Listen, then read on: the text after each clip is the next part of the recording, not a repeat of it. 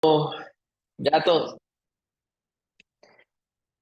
Buenas tardes a todos, muchas gracias para los que se pudieron unir. Ya como han visto en lo que ha sido un poco las plataformas, como hemos mencionado, la idea de esta conversatorio, por decirlo de alguna manera, es hablar un poco acerca de lo que es el estado actual de .NET, cómo nosotros lo vemos, cómo nosotros hemos visto basado en los proyectos que hemos trabajado. ¿Y cuáles son como nuestras impresiones en cómo se ha afectado la industria, etcétera? Hay varios temas que vamos a ver en lo que es la agenda y ya conforme vamos ingresando en cada uno de los temas. Somos tres personas las que estamos el día de hoy. Carlos Mora, como ya mencionó Glory, Gabriel Ulloa y mi persona, Juan Daniel Sánchez. Entonces, entremos un poquito ya en lo que es el detalle. Esta va a ser la agenda, nos vamos a enfocar en tres temas en particulares. Va a ser primero cómo es el estado actual del ecosistema de .NET, no solamente C Sharp o algo por el estilo, no, sino vamos a hablar acerca de todo lo que ha sido los frameworks, las diferentes plataformas nuevas que han salido, etcétera. Luego, nos queremos pasar un poco a lo que ha sido el impacto en la industria, cómo ha sido realmente la llegada de .NET y sus últimas versiones y cómo ha afectado esto tanto la industria de nearshore como otras en particular. Y luego, ¿qué es lo que vemos nosotros como tecnologías emergentes? ¿Qué es lo que consideramos que .NET está tratando de darle fuerza? ¿Qué es lo que, bueno, Microsoft en este caso en particular, no .NET como tal, sino Microsoft, qué es lo que le está dando mucha fuerza o qué es lo que vemos como en otras áreas de la computación que ha surgido mucho y cómo .NET podría tratar de involucrarse directamente en ello? Como mencioné antes, esto es exclusivamente desde nuestro punto de vista, basado en los proyectos en los que hemos tenido la oportunidad de trabajar, la experiencia que nosotros hemos vivido y tal vez un poco con el feedback que hemos tenido de las personas, de los equipos de trabajo con los que hemos estado. No es una charla técnica per se, en el sentido de que no vamos a mostrar código o que es un tipo de workshop donde ustedes van a crear un sitio web o algo por el estilo. Esa no es la idea. La idea es más conversar un poco, primero entre nosotros, dar nuestra opinión y luego en algún momento vamos a pasar un poco a una área de preguntas donde ustedes pueden hacer consultas acerca de lo que hemos hablado o temas relacionados. En eso sí creo que va a ser un poco abierto. Ok, entonces, dejando eso de lado, vamos a empezar con el primer tema, que es el estado actual de cómo está el ecosistema de .NET.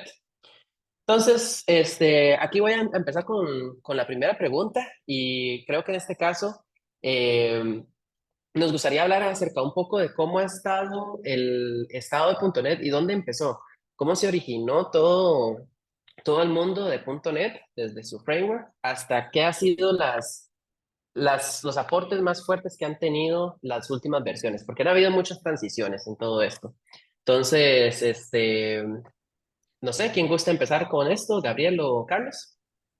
Bueno, si quiere, empezamos. Gracias, JD. Como lo decía JD, bueno, es parte de nuestras experiencias, ¿verdad? Con todos los proyectos que hemos tenido a lo largo de la carrera, ¿verdad? Cada uno de nosotros ha tenido ya muchos años de estar en esta industria y hemos visto y hemos vivido en carne propia lo que es trabajar con esta tecnología y ver todas estas iteraciones o estos cambios. ¿Qué pasa? La tecnología cambia en el tiempo, es muy volátil y lo que hoy sirve puede que en unos 2, 3 años ya no funcione. ¿Qué pasa? Microsoft ha tenido .NET desde hace muchos años y podemos ver aquí, esta gráfica comienza en el 2002 con la versión 1.0 del framework de .NET y ha pasado una gran iteración de cambios desde que empezó. Muchos de estos cambios han sido, ¿verdad? Por agentes externos que han afectado a .NET como tal y que Microsoft ha tenido que tomar decisiones por el bienestar, ¿verdad? Como decía JD, el bienestar de todo lo que es alrededor del .NET, ¿verdad? Entonces, a mí lo que me gustaría empezar es como ver, ¿verdad? ¿Por qué es que existen tantas versiones y tantos nombres y como tratar de entender y aterrizar esto que parece un enredo, ¿verdad? Si yo veo este gráfico, estoy viendo .NET Framework arriba, veo versiones de la 1 a la 4.5, después veo que, por ejemplo, en el 2017 se introdujo, ¿verdad? Lo que es el .NET Core 1.0, pero seguía, ¿verdad? .NET Framework sacando versiones, ¿verdad? ¿Por qué? ¿Por qué pasó esto, verdad? ¿Qué fue lo que originó? que se tuviera que empezar, ¿verdad?, a hablar de .NET Core y no .NET Framework. Y si ustedes ven más adelante, en el 2020 ya se desaparecen, ¿verdad?, las de arriba abajo y solo queda una que se llama .NET. Es como tratar de entender y aterrizar eso. Este, no sé si ustedes se acuerdan de aquellos tiempos, ¿verdad?, cuando trabajaba uno con las versiones, ¿verdad?, de 3.5, 4.0, allá por el 4.5, allá por el 2010, que esos eran los tiempos de Microsoft, donde la forma de trabajar de Microsoft era por medio de licencias, era restrictivo, no era open source, no se podía ver el código fuente, por ejemplo, de C Sharp o de .NET, ¿verdad? No sé si se acuerdan de qué escuchaban ustedes, ¿verdad? Cuando trabajaban con esa tecnología, ¿qué les decían? Mae, a mí sí me dijeron mucho como que tal vez me iba a limitar mucho por el mismo tiempo, por el mismo tema este que vos hablas de las licencias, que digamos, como que, Ujú. que cada vez que tuviera que desarrollar un sistema o algo así, que iba a tener que pagar cierto licenciamiento a Microsoft para poder usar como el framework como tal. Sí, sí fue un poco abogado porque fue como saliendo de la carrera, empezando ya como desarrollador en .NET, fue como un poco, como que me hizo pensar mucho en si estaba tomando la decisión correcta en decidir irme como por el área de .NET. Eh, al final seguir como creciendo y en el área y como viendo cómo iba creciendo el framework como tal. Y sí, digamos, sí, tal vez los primeros 2 años de mi carrera sí tuve como esa limitante de no poder tal vez como utilizarlo de una forma como se está usando ahorita, pero ya para el 2012, que fue cuando introdujeron el 4.5, ya empezaron a hablar de temas de que querían hacerlo como open source. Digamos, desde esos años ya está como el tema como suelto a la comunidad, como, hey, vea, tal vez puede que esto pase. Entonces, y como que eso dio cierta esperanza, porque ya nosotros también estamos viendo como que tecnologías como Java, tecnologías como Ujú. Python, o inclusive ya frameworks de JavaScript que están empezando a ser como eh, aplicaciones un poco más robustas. Entonces, ya ahí uno ya agarraba como cierto confidence de nuevo en el framework de que tal vez ya pudiera como crecer. Entonces, sí, sí fue como, o sea, recibí como mucho comentario como tratando de hacerme cambiar de opinión. Tal vez por estar empezando la carrera, la gente Exactamente, cambia un toque. O sea, no te vengas por acá, tal vez no sirva. exacto. Eso siento yo que fue como el sentimiento generalizado en esa etapa de Microsoft, que sinceramente, por dicha, fue una etapa que al menos la gente en liderazgo como que entendió. Se dieron Mm, cuenta que antes, ¿verdad? Todas las computadoras, la mayoría de las empresas utilizaban Microsoft, utilizaban Windows para trabajar. De .NET, ¿verdad? Framework como tal, solo se podía correr o solo se puede correr, ¿verdad? En Windows, y por ende no había una necesidad real realmente de buscar esa alternativa de que fuera multiplataforma en sistemas operativos. Pero como vos decís, yo me acuerdo mi tata me decía, es que Microsoft, ¿verdad? Siempre tratan de sacar la plata a uno, ¿verdad? Él sí tuvo que vivir, ¿verdad? Porque él tenía su empresa y tenía que tener sus herramientas de Microsoft porque era lo que usaba la industria. Él vive en carne propia, ¿verdad? Tener que sufrir de ese modelo de negocios que tenía. Y mm, aquí es donde siento que quisieron, ¿verdad? Una buena decisión en empezar a trabajar el .NET Core. Literalmente el .NET Core era pensar que hagamos .NET multiplataforma de sistema operativo, que se pueda correr la misma aplicación en Windows, en Mac, en Linux, ¿verdad? Independientemente del sistema operativo, podemos correrla en todas. Era algo que Java ya hacía desde el puro inicio. O sea, hasta ese momento estaban pudiendo alcanzar allá.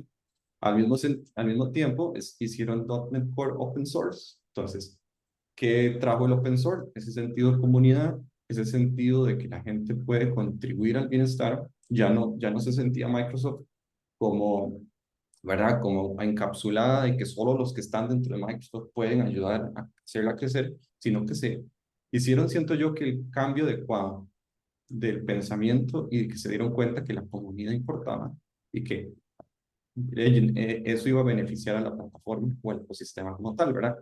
mm, Hacemos un fast forward, ¿verdad? Porque de ahí salió .NET Core versión 1, 2, 3, ¿verdad? Y en paralelo tenían que seguir manejando soporte del .NET Framework, que obviamente una transición o una migración de versiones nunca va a ser algo fácil, ¿verdad? Pero aquí es donde siento yo como que se enredó más, ¿verdad? Porque entonces llegan en el 2020 y hablan de .NET 5. Entonces se le quitó el framework y se le quitó el core, ¿verdad? Entonces la gente, o al menos inclusive a mí, porque sí, de pronto, ¿verdad? Cuando uno tiene conversaciones con clientes, hablamos de .NET Core porque así era como se hablaba, pero no, que es que ahora es .NET 5 y bueno, ya vamos por .NET 7, a finales de año sale .NET 8. Lo que quiere entonces Microsoft con esto es decir, ok, ya no tenemos por qué hacer una distinción entre core, entre framework, vamos a hacer solo un ecosistema. Ya sabemos que somos multiplataforma, somos open source y van a haber un montón de otros drivers, ¿verdad? Por ejemplo, va a haber mobile, la idea, por ejemplo, de MAUI, que vamos a hablar más adelante. Todo eso se fue agregando al ecosistema. Y la idea es poder unificarlo en solo un nombre, ¿verdad? .NET 5. Bueno, en este caso, .NET como tal, ¿verdad? Simplificarlo para todo el mundo y entender que entonces .NET 5 ya no solo habla de core, ya no solo habla de framework, sino que estamos hablando de, ¿verdad? Todo un ecosistema multiplataforma, open source, de ahí en adelante, ¿no? No, y yo Sí, recuerdo, de hecho, es curioso, porque yo recuerdo de cuando, prácticamente durante ese periodo que había mucha turbulencia de cuál iba a ser como el futuro de lo que iba a ser Microsoft. Y yo recuerdo que hubo un tiempo en el que algunos clientes decían, no, es que .NET Core va a ser el futuro, ya esto es lo que se está enfocando Microsoft, esto es lo que vamos a mantenernos, la idea de multiplataforma, migremos nuestras aplicaciones. Y como dice usted, Gabo, que hacer la migración no era fácil. Y yo recuerdo en algún que otro cliente que hizo la migración, se pasaron a .NET Core del 2.0 en aquel momento, recuerdo yo. Y luego un par de años después decían, no, es que ahora va a ser .NET. Y todo el mundo diciendo, pero ¿qué es lo que estoy haciendo? Ahora le hice la transición correcta, no la hice correcta. Pero todo ha sido para simplificar la imagen. Creo que hasta cierto punto también el hecho de, no solamente la imagen, la complejidad de lo que es el ecosistema como tal, ahora es una sola plataforma, por decirlo de alguna manera, un solo sistema, bueno, framework, eh, y lo está haciendo más fácil ahora con Microsoft. Si queremos crear un proyecto de .NET, no importa, ya sea Windows, Mac o lo que sea, por la plataforma que uno quiera trabajarlo, pero antes era muy difícil. Antes costaba en cuál qué decisión es la que tengo que tomar, dónde me tengo que empezar a trabajar. Durante esos 3 años que hubo ahí, bueno, 3, 4 años, digamos, desde 2016 hasta el 2020, fue un poco complicado tomar una decisión de dónde trabajar. Carlos, usted iba a sí, decir algo, perdón. sí, no, inclusive digamos, como también, no era como una resistencia con la gente que uno trabajaba, sino que era como también como tener como que sobreexplicar, porque tío, no tenía como que explicar, no, pero es que estamos trabajando con Framework 4.8, pero ahorita tal vez la tendencia es el 3.0. Entonces tal vez queremos migrar esto, pero después entonces un par de años después ya sale el .NET 5 como tal, y los que entonces por ahí, ya esto que hicimos, esto no es como lo mismo que ya hicimos con Core, entonces de haber como que también lidiar con esa parte de estar como tratando de mantener actualizadas a las otras personas al mismo tiempo en que uno también está enredado. Mm. Sí, es cierto, tal vez manejar un poco la expectativa, por decirlo de alguna Ajá. manera, y cuál, sí, es muy cierto. Ok, creo que ahí ya podemos dar por terminada esta parte. Creo que aquí entendemos muy bien de dónde viene, por dónde va, digamos. Pero creo que ahora también es importante hablar un poco acerca de las diferencias, digamos, qué es lo que realmente, y ya por ahí alguien ha comentado algo relacionado, digamos, cuáles son las principales diferencias entre lo que nos daba el .NET Framework, .NET Core, y lo que ahora en realidad está teniendo el .NET por más sencillo, y principalmente tal vez enfocándonos un poco en lo que es para los desarrolladores, que es la audiencia que tenemos aquí el día de hoy. Entonces, Gabo, ¿qué piensa usted? Sí, vamos a ver, la gran diferencia es una, yo lo siento, yo lo veo desde un punto de vista de qué involucra cada uno de los dos términos, ¿verdad? En este caso, si hablamos de .NET como tal, aquí esta gráfica nos indica qué incluye, ¿verdad? Ya no estamos hablando de solo web o solo desktop, ¿verdad? Estamos hablando de que es un ecosistema más grande. Cuando hablamos de .NET Framework, estamos hablando específicamente de lo que .NET Framework me permite, que con .NET Framework podríamos hacer aplicaciones de Windows Forms, podríamos hacer aplicaciones de, ¿verdad? Un proyecto tal vez de web en MVC, algo más viejo como ASPX, ASP.NET, ¿verdad? Todo eso estaba dentro de, ¿verdad? Dentro del .NET Framework como tal, pero eso se pasó a .NET y en .NET le agregamos, empezamos a agregar entonces otras tecnologías. Entonces, sí, aquí puedo hacer un repaso, por ejemplo, de lo que está como incluido, por decirlo de una forma, dentro de .NET 6, que es poder darle soporte también, no solo al web, a esto, ¿verdad? Como estaba hablando, sino estamos metiendo mobile, ¿verdad? Estamos metiendo MAUI, Xamarin, ¿verdad? Que MAUI es la continuación de Xamarin. Estamos metiendo gaming con Unity, estamos metiendo IoT. IoT son librerías para lo que es el Internet of Things, que podemos hablar más adelante. Estamos metiendo inclusive inteligencia artificial, ¿verdad? Con librerías como la de Machine Learning. Y eso solo son con lo que yo puedo, hacia lo que yo puedo desarrollar con .NET, ¿verdad? Como tal, ¿verdad? Si ustedes ven debajo de .NET 6, viene una capa que se llama Common Base Libraries. Eso serían las librerías que uno crea, digamos, y se van a poder utilizar en todos los proyectos independientemente de cuál. Entonces, una librería que yo cree que soporte .NET 6 se va a poder utilizar en una aplicación web, en una aplicación desktop, en una aplicación mobile, independientemente. ¿Qué pasaba antes? Con .NET Framework, yo tenía que crear la librería específica para la versión de .NET Framework y si quería, por ejemplo, algo para Xamarin, tenía que crear la misma librería, pero para Xamarin, ¿verdad? Entonces tenía que tener dos códigos fuentes diferentes, mantener esos códigos, ¿verdad? Up to date, ¿verdad? Si salía un bug en uno, probablemente el otro lo tenía, y era más complicado. Y Este, ajá, sí, adelante. no, que tal vez como que en esta parte es como vacilón ver, porque muchos de este tipo de proyectos eran como proyectos que empezó a hacer la comunidad de .NET. No eran proyectos que Microsoft tenía como dentro de su scope de cosas que querían hacer para .NET, sino que al abrir por allá en 2015 el código fuente a la comunidad, que ya empezaran a usar licencias de código abierto, le facilitó mucho como este boom de diferentes tecnologías y diferentes approaches para desarrollar esto que vos estás hablando, digamos, como esa base para que varias tecnologías puedan como tener código robusto y respaldado por una empresa de gran nombre. Ujú, ujú. Exacto. Sí, como ejemplo, digamos, de eso que vos mencionabas, en IoT, por ejemplo, IoT, la librería IoT, al final de cuentas, que está tratando de hacerlo de la librería IoT, estoy tratando de mapear pines de, ¿verdad? Un Raspberry o de algo físico, ¿verdad? Que va a recibir señales en los pines, traducirlas, ¿verdad? A un código que yo pueda usar, ¿verdad? Estoy obteniendo señales de pines, con eso voy a tener una lógica.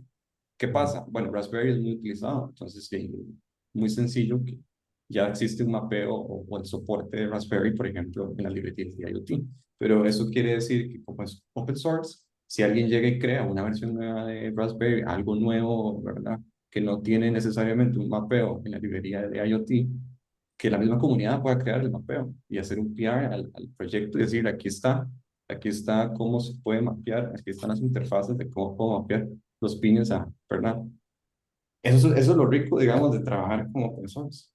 Ujú, Y siento yo que ya hasta este punto ya Microsoft entendió que ese es el camino a seguir, ¿verdad? ujú, De hecho, y fue un poco también competencia, digamos, porque no sé si Ujú, ven, a partir de 2016 es cuando empiezan a hacer la parte de multiplataforma. Y ujú, para aquellos que se acuerden, digamos, Node.js y Node.js agarró mucho boom, salió en el 2009, pero no fue hasta un par de años después donde empezó a consolidarse un poco más en el mercado, incluso más recientemente, digamos, pero yo creo, y esta es suposición mía, voy a ser honesto, donde ellos vieron que había una, una ola, digamos, de desarrolladores que se querían montar mucho en el área de trabajar con la comunidad en general.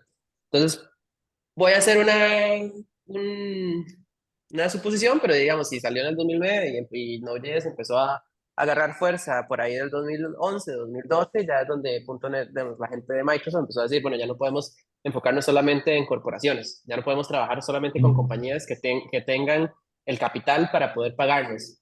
Ya había una audiencia que estaba buscando cómo hacer soluciones de bajo costo, digamos, con tener un ecosistema de backend, hacer servicios, hacer ETLs, etcétera, todo lo que sea, digamos. Y yo digo, pues no Node.js, pero puede ser cualquier otra cosa que ellos hayan visto que haya sido lo que detonó esa decisión. Pero a partir de ahí es donde empezó a hablarse esta parte del desarrollo de la comunidad, digo yo, no necesariamente esto, pero por ahí pudo haber empezado, y ahí es donde fueron empezando a hacer el cambio de paradigma. Sí, yo tengo la Carlos, misma usted. percepción. Bueno, ahí no le atrasa el caballo, pero tengo la misma percepción ¿verdad? Eso fue uno de los tantos drivers. De hecho, eh, cuando salí de la U, ¿verdad? En 2011, 2000, por ahí, la mayoría de los proyectos eran monolitos, ¿verdad? Un solo source code con el frontend y el backend en un solo lugar, ¿verdad?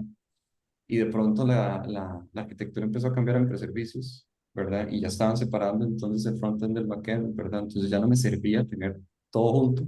Y ahí es donde, por ejemplo, dice usted de Node.js, ¿verdad? Empezó a agarrar auge porque como podía hacer un backend, ¿verdad? Y podía hacer un montón de backends chiquiticos. Y entonces yo me imagino que por esa época también React, ¿verdad? Las primeras versiones de React, las versiones de Angular, JS, etcétera, ayudaban a esa separación lógica de las capas y hacer toda esa arquitectura, ¿verdad? De microservicios. Entonces por ahí también siento yo que ayudó a que, bueno, obligó a Microsoft a adaptarse al cambio, ¿verdad? Sí, perfecto. Creo que ya podemos ir pasando de tema. Quiero meterme en esta área que realmente me gusta mucho. Aquí es donde uno más puede como empezar a hacer como sus propias deducciones, creo yo. Vamos a hablar un poquito de la impacto en la industria y cómo realmente ha sido una influencia, pues, como puse aquí, el ecosistema de .NET para las prácticas de desarrollo más modernas, por decirlo de alguna manera, o qué procesos han sido afectados o influenciados para los desarrolladores, porque ahora hay una más opciones, digamos, donde uno puede empezar a trabajar enfocándose mucho en lo que es el área de .NET. Y aquí creo que voy a hacer una pequeña, como ya lo estoy poniendo acá, hablando un poco de WebAssembly. Antes un full stack developer se entendía perfectamente que trabajaba en JavaScript. Usted decía full stack, ah, sí, Node.js, JavaScript, algún framework, alguna librería de frontend.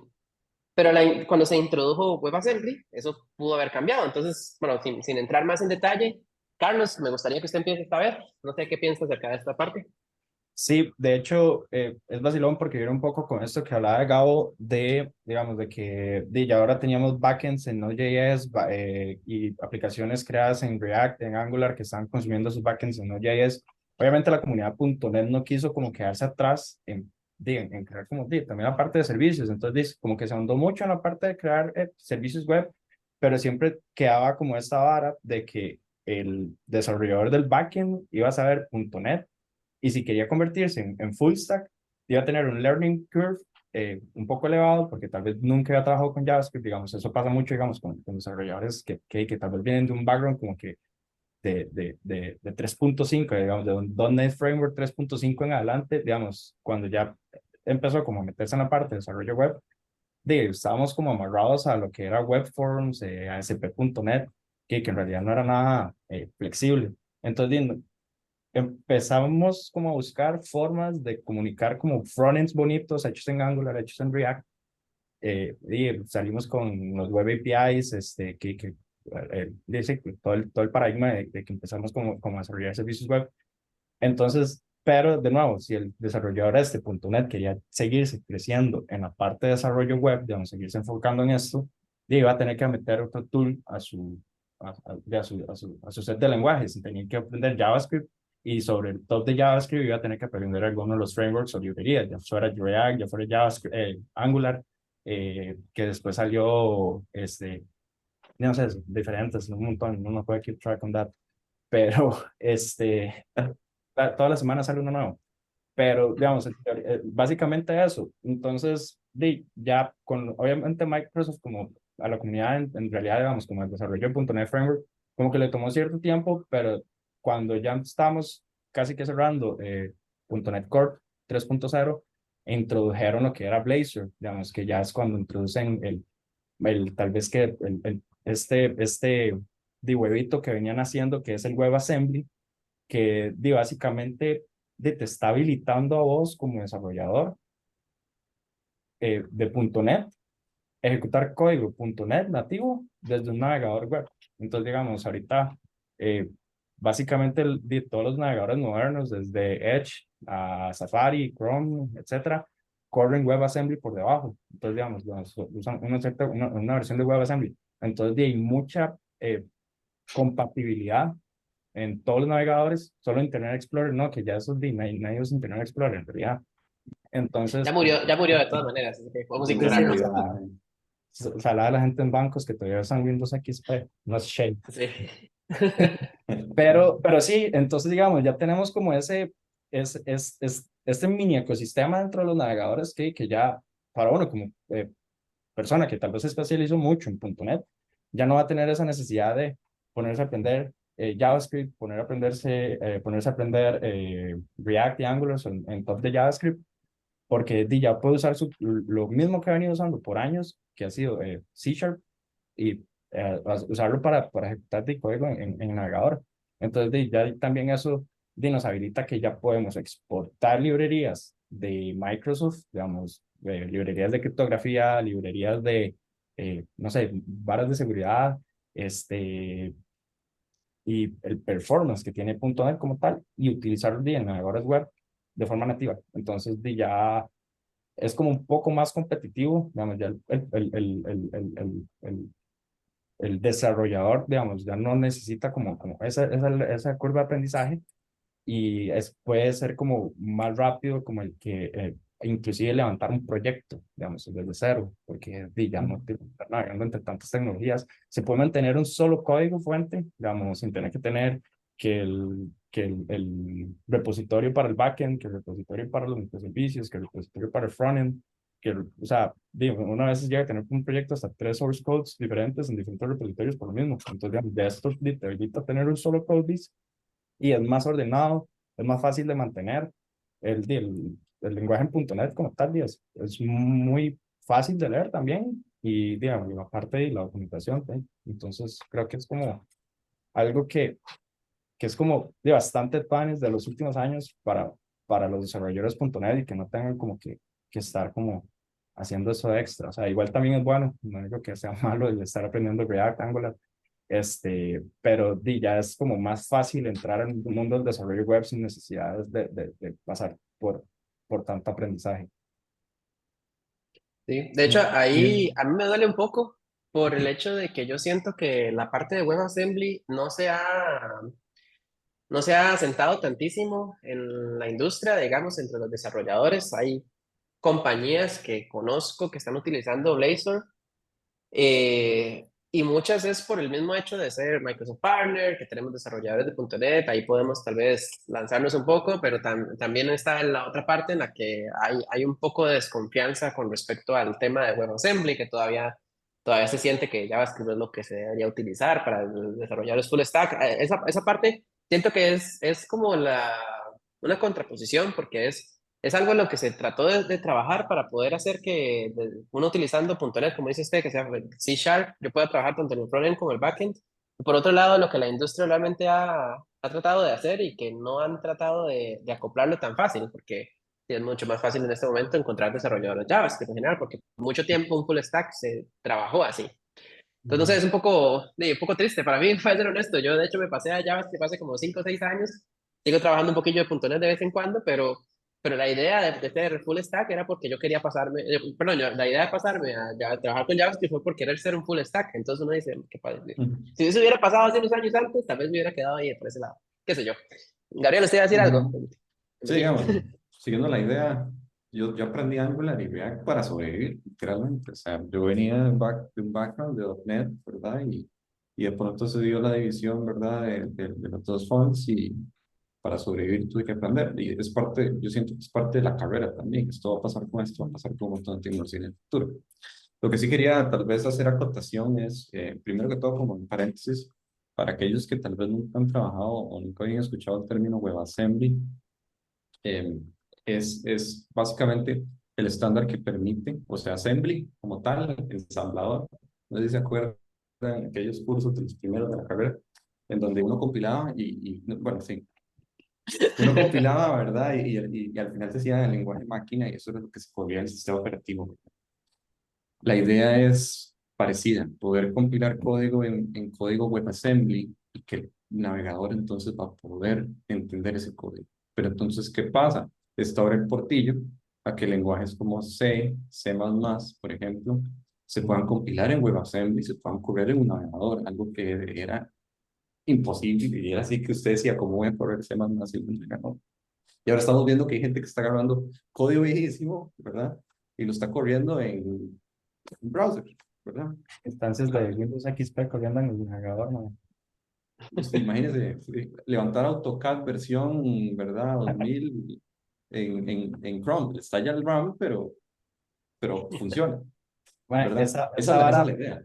esto de WebAssembly es muy tuanis. Yo recuerdo un trabajo que tuve anteriormente que usaban WebAssembly para compilar el código de un 3D engine, digamos, de un engine de modelado 3D, de Ray renderizado, Tracer.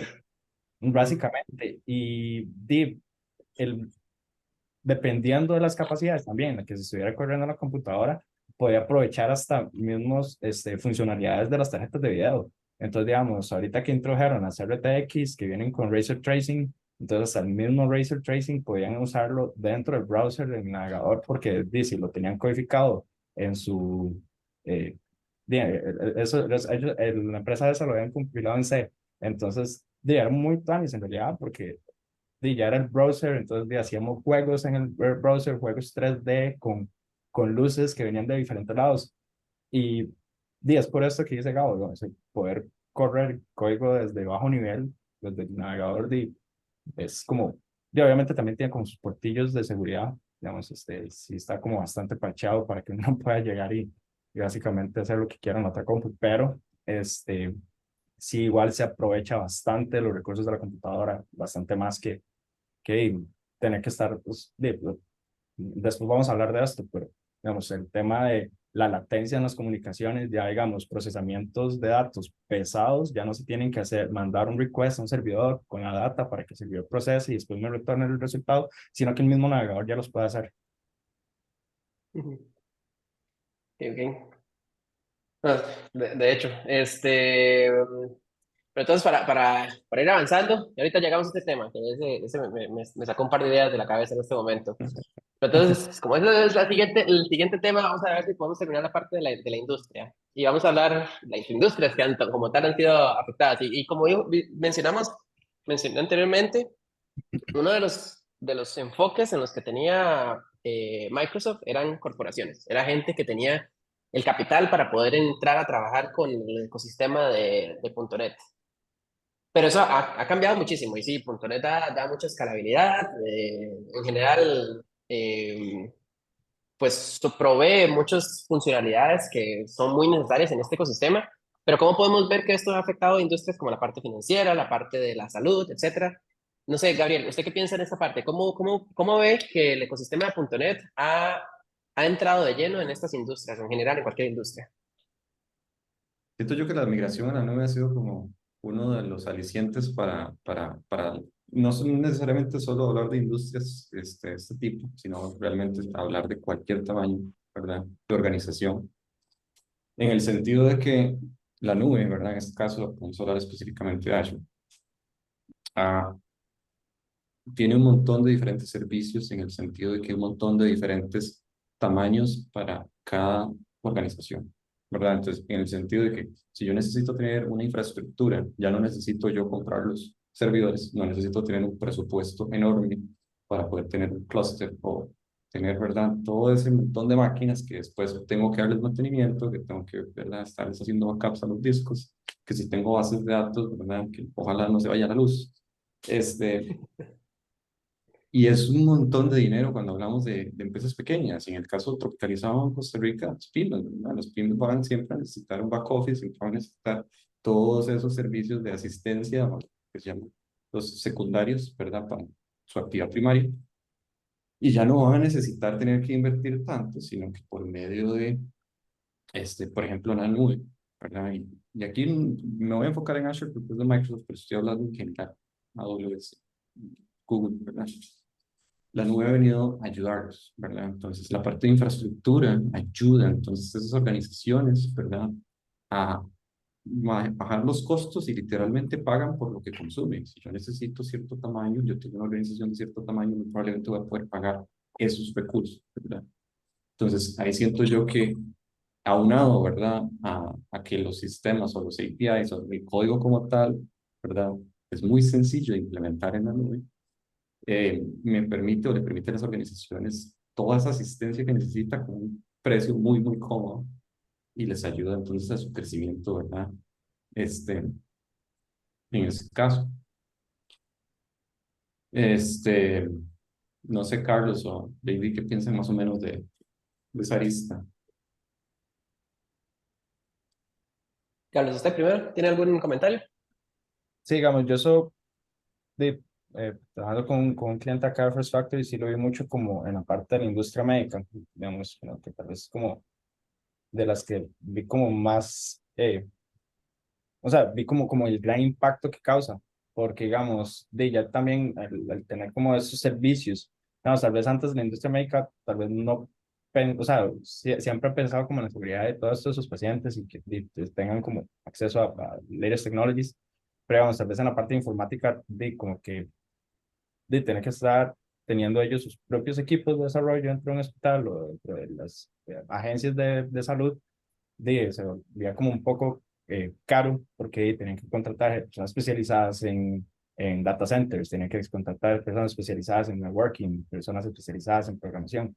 Entonces, de esto como que hizo mucho leverage de esto, de estas personas, porque ya la parte de DevOps, digamos que se pasó todo esto a la nube, de ya ahora también costos de logística, ya no solo de la implementación, ¿no? De mantener, sino que también ya pueden contratar un DevOps que pueda mantener como la infraestructura completa de la empresa.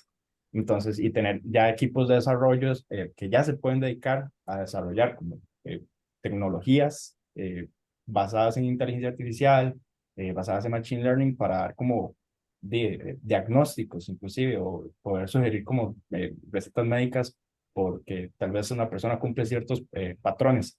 Entonces, digamos, ver eso es básicamente también eso, como por la disponibilidad, mayor disponibilidad para mayores developers que puedan como desarrollar eh, tecnologías nuevas que vayan a influenciar para el bien dentro de la industria. Eh, pero sí es como eso, como el liberar eso y hacer más fácil el trabajo para mantener como la infraestructura del hospital, pues. Y también el Ujú. hecho de que un hospital tiene muchos tipos de dispositivos, entonces ya no solo son dispositivos computadoras, sino que también tienen handheld devices que donde llevan los diagnósticos, entonces pueden como tener ese reliability de que la comunicación entre esos devices va a estar como siempre levantada y no va a tener como estas crisis en los hospitales de que tal vez se cayó el data center, entonces era todo el equipo de TI trabajando en ver cómo levantar el data center porque de algo pasó. Ujú.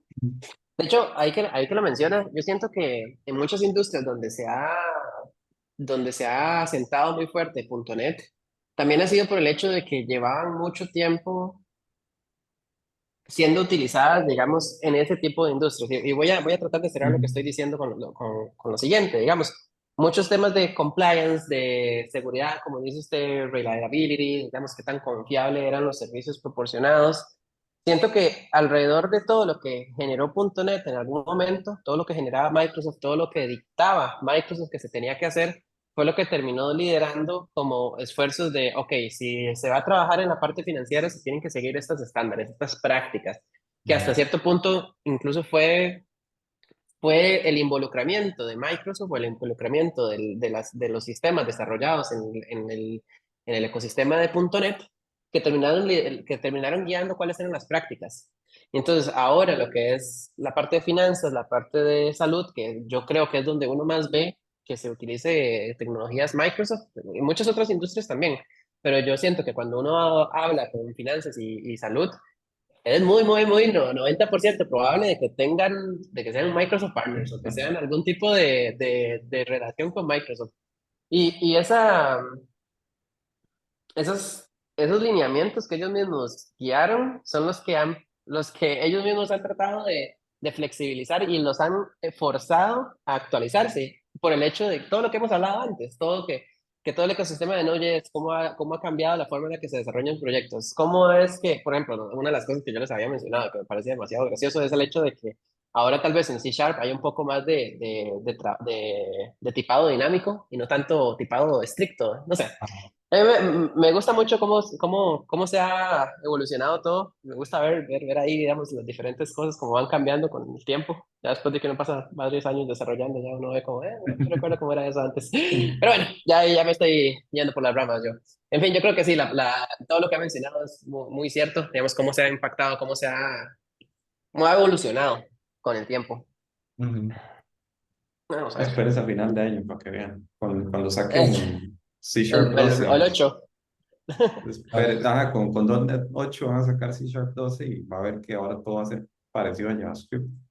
Fijo. Pero igual yo siento que las cosas que están adoptando de JavaScript son como las cosas buenas, tuanis, que tal vez faciliten, digamos, tal vez no las cosas que lleguen y complican como el lenguaje como tal, sino como sí, cosas que facilitan. Y al final eso del tipado, o sea, sí es como, no, perdón, no nos cae estorbando. No es como, o sea, no es algo como que sea muy fan en realidad al respecto, desde PHP, pero igual sí sigue igual manteniendo cierta, ciertos, sí, como cierta estrictez al respecto, estrictez, no es la palabra, pero bueno, sigue siendo estricto a nivel de ciertas, de las reglas que ya igual se mantienen con el tipado actual. Entonces, digamos, dice, al inicio ya le asignas un tipo de datos, ya al final no le vas a poder asignar otro valor, como en PHP o JavaScript. Entonces, de eso se va a poder mantener y eso, por lo menos es nada más como para que uno como developer y también como la adopción, como ir jalando developers de esos otros lenguajes, como vengan, aquí también tenemos eso, es como welcome come to the dark side, we have cookies, como el meme.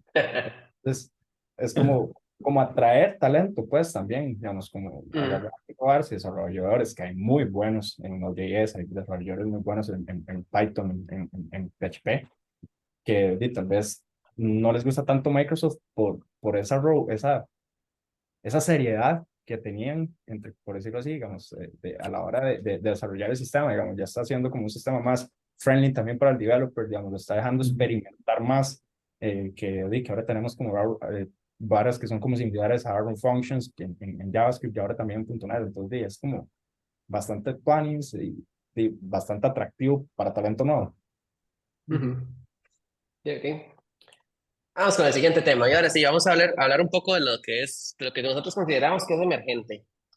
Y aquí creo que podemos empezar un poco con un tema que habló Carlos hace poco, y es la parte de procesamiento de datos. Un poco también hablamos antes de IoT.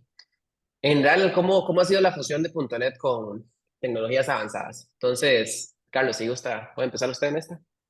Sí, en esto en realidad Microsoft está casi como que empezando, digamos, o sea, tal vez, bueno, en realidad casi que todas las empresas, bueno, todos los lenguajes y las compañías de desarrollo de software están como empezando en la parte de Machine Learning, en esta parte, digamos, es algo relativamente nuevo.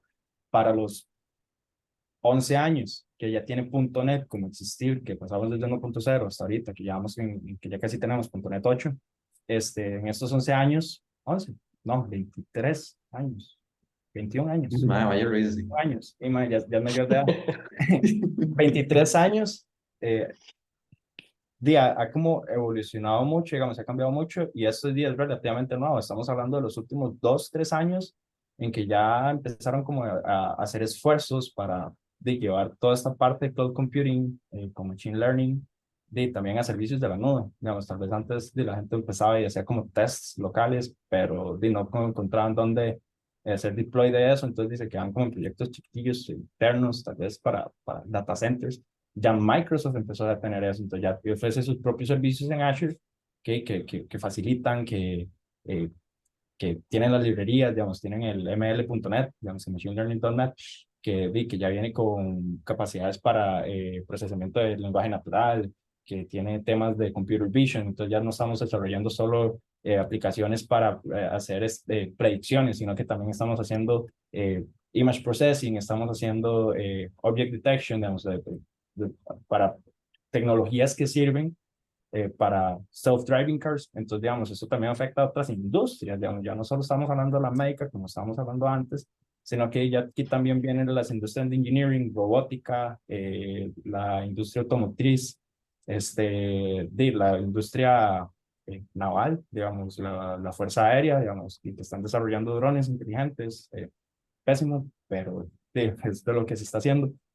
Y, y sí, entonces, digamos, como que ya empezar en esto, digamos, y no solo con la parte de AI, sino que también con la parte de blockchain, digamos, entonces ya también empezamos como a tener otras industrias involucradas, que ya vienen siendo finanzas, las partes de seguridad, pero sí, digamos, como que todo esto se está uniendo eh, y creo que es como tal vez de las mejores movidas que ha hecho Microsoft, digamos, después de abrir el código fuente a la comunidad, que es como ir adaptándose a los trends. Tal vez Microsoft.net en un inicio le costaba mucho adaptarse a un trend. Yo me acuerdo cuando salieron los RESTful Services, digamos, que era hacerlos en PHP o hacerlos en Java, pero Microsoft no te ofrece como algo nativo que sea fácil de utilizar.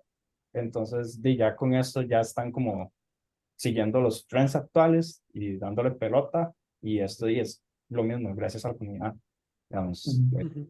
es como creo que es como el centro, en realidad, digamos, como el core de lo que está haciendo que esta gente está como tomando buenas decisiones y guiándose en buenos ideales, pues, caminos. Ujú. Sí, digamos, para ayudar a lo que dice Kai, bueno, Carlos, este, estamos hablando del futuro, ¿verdad? Y ojalá existiera una bola de cristal, ¿verdad? Para cualquier empresa y decir, este es el futuro o esto es lo que quiero invertir mi dinero, ¿verdad? Porque eso es lo que me va a dar mayor retorno. No existe, no se puede. Microsoft es una megacorporación, entonces, ¿qué va a hacer? Va a invertir y literalmente va a tratar de cubrir todas las aristas posibles y va a ver cuál va a ser el camino, dependiendo, ¿verdad? De cómo les va yendo en el camino de cada uno. Pues, como decía Cavi, vamos a ver inversión, ¿verdad? En la web 3.0, que es la parte de blockchain. Entonces, allá hay ejemplos, por ejemplo, de Ethereum, que es con el blockchain Ethereum, ¿verdad? Con Ether. Ujú. Este, entonces ya por ahí tenemos un front donde ya Microsoft se está metiendo, ¿verdad? Y como dice Kai, gracias a Dios es open source, entonces ya tenemos también ayuda de la comunidad, sino no solo es un esfuerzo de la corporación como tal, sino la comunidad ayuda. Toda la parte de Machine Learning, de IoT, que les estaba hablando, ¿verdad? Como un ejemplo del mapeo de IoT. Ujú. Este, pero lo importante aquí es ponerse ese sombrero, o sea, aquí quitarme el sombrero de ingeniero, ¿verdad? Y ponerme el sombrero de alguien en Microsoft que toma una decisión de por qué vamos a invertir en este fondo, ¿verdad? Porque yo no sé el futuro de las cosas, yo solo lo único que puedo intentar es, ¿verdad? Ir metiendo y ver si en alguno de esos tengo un retorno, ¿verdad? Entonces ellos van a invertir igual en inteligencia artificial, como ya pasó con ChatGPT. Azure, por ejemplo, ya ofrece el servicio de ChatGPT desde Azure, entonces la integración con sistemas es totalmente plug and play, ¿verdad? Y yo creo que esa es la finalidad o la idea de Microsoft, ¿verdad? No dejar de invertir y ver qué de todo del futuro, ¿verdad? Para ayudarnos. Yo ahora les mencionaba Maui, ¿verdad? Que es como la continuación de Xamarin Forms. Yo al día de hoy, ya Xamarin ha estado en el mercado mucho tiempo, al día de hoy nunca trabajo en un proyecto Xamarin, no creo que nunca trabajo en un proyecto Xamarin. Fingers crossed, ¿verdad? Pero Maui se ve muy prometedor, ¿verdad? Entonces, de Maui lo que viene es a poder tener, ¿verdad? Como React Native, una alternativa a React Native, poder trabajar un mismo código, un mismo repositorio que funcione para iOS o que funcione para Android, inclusive se funciona para Windows Forms, ¿verdad? ¿Qué pasa ahí? Llegan tecnologías como Flutter que funcionan para esos tres y también para web. Y dicen, Dick, prefiero invertir en Flutter porque Flutter me permite para web. Entonces ahí es donde dice Microsoft, dice, pucha, o sea, ya invertí para hacer MAO y llega Flutter y me sirve más cosas. Entonces, ahí es donde ellos tienen que tomar decisiones de ver a dónde sirve la inversión. Entonces, yo estuve leyendo ahí cómo hace Microsoft para competir con Tafort, ¿verdad? Y Maui es algo muy nuevo. Bueno, entonces ya existe, por ejemplo, un híbrido entre Blazor, un Blazor con Maui. Entonces, la parte web la renderiza Blazor y lo que se ocupa que sea nativo lo hace con Maui y todo es un solo código. Entonces, ahí es ver cómo se adapta la industria a estas tecnologías emergentes, ¿verdad? Sí, sí, sí, y es como, de ya Microsoft ya rato trabajando con Xamarin, digamos, con Maui. O sea, de Maui está basado en Xamarin, que está basado en Mm, SAML, que sí, desde tal vez en un inicio es como complicado SAML y como que tal vez al inicio no pegó mucho, pero como que ya lo han ido puliendo bastante y ahorita están como ya ofreciendo un framework completo. Digamos, tal vez antes con SAML, WPF, lo habían ofrecido cuando lo habían sacado y fue como también este rush de querer como competir en varias multiplataformas, en proyectos multiplataforma. Lo sacaron muy rusheado, entonces venía como muy pulgoso, pero ya ahora con Maui sí, digamos, como que se ve que le han puesto como cariño, han optimizado y han como ido mejorando esos flaws que tuvieron con WPF en su momento. Y como decís vos, digamos, ahorita el desarrollo multiplataforma y ya no es algo que solo corre en un browser, sino que también corre como en aplicaciones nativas y en mobile y en la computadora también. Entonces es como bastante completo, siento yo. Mm. A mí donde, yo creo que Microsoft donde va, y creo que no es ajeno para nadie, el hecho de que las herramientas de productividad que hace Microsoft son excelentes y la mejor ha sido Office y Office se utiliza arriba para abajo. Y una de las cosas que tiene Microsoft que no tienen otras empresas y es que tienen un nivel de adquisición de tecnologías muy fuerte y como pudieron haberse dado cuenta hace poco, la compra y la incorporación de servicios, digamos, de ChatGPT entre todo el ecosistema de ellos, que todavía no lo han liberado, digamos, en su totalidad, digamos, con ciertas cosas lo hicieron y hicieron la más rápida para que no muriera y fue Bing, donde Bing ya empezaron a hacer la integración con ChatGPT y el uso de Bing levantó, digamos, el 100% de lo que habían tenido antes. Ahora, yo no defiendo Bing, yo no digo que yo lo utilice día a día, pero lo que quiero decir es que todavía Microsoft tiene el otro año, yo creo que la posibilidad de levantar mucho como corporación a la hora de integrar los servicios que ellos ya tienen con ChatGPT. Yo creo que ahí, y yo creo que incluso lo que deberían hacer todavía más es no solo integrarlo con las herramientas de productividad, realmente aquí sí tal vez yo estoy un poco detrás, pero yo no sé qué tanto lo irán a integrar con sus herramientas de desarrollo. Visual Studio Code, he visto ciertas cosas, digamos, plugins como Copilot, digamos, pero eso es de GitHub.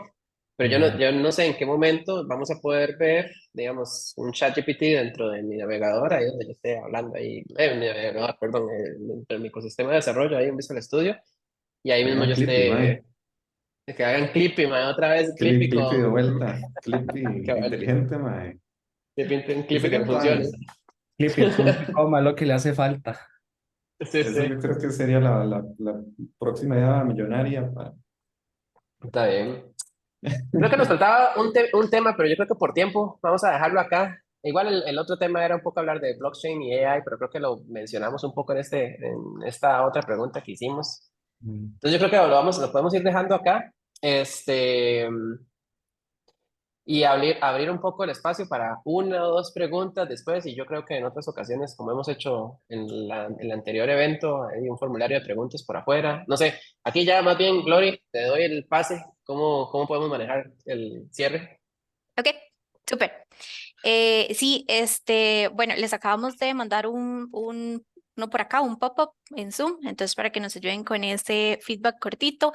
Y nada más un recordatorio que para las personas que se registraron, ya sea que hayan asistido o no hayan podido asistir, se les va a enviar este viernes el recording y un pequeño como resumen de lo que fue la conversación del día de hoy, entonces para que estén pendientes. Perfecto. Muchas gracias, Gloria. Para ver, los 5 minutos que nos quedan, vamos a ver una pregunta que están mandando. Gaming in Unity, Unity para crear videojuegos. Ya mencionaba que Unity fuera el trabajo de